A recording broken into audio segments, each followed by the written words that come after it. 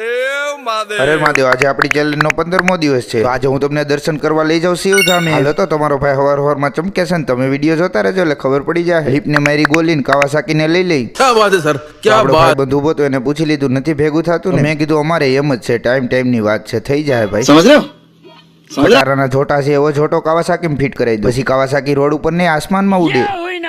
તો ખેંચી લીધા છે ગૌરાંગભાઈ ને, રામ કરી નાખીને એની ઢીંગલી આજે આયરે છે. ભાઈની ગાડીમાં વાહે ટીંગાઈ ગયા. રાજકોટની મોટી બિલ્ડિંગ નો નજારો જોતા આ હીરો વાળા તો સાયકલમાં પ્રમોશન કરે છે. વાહ ભાઈ વાહ, તો મારે સાયકલ લઈ લેવી પડશે, પેટ્રોલ નો બચાવ થાય.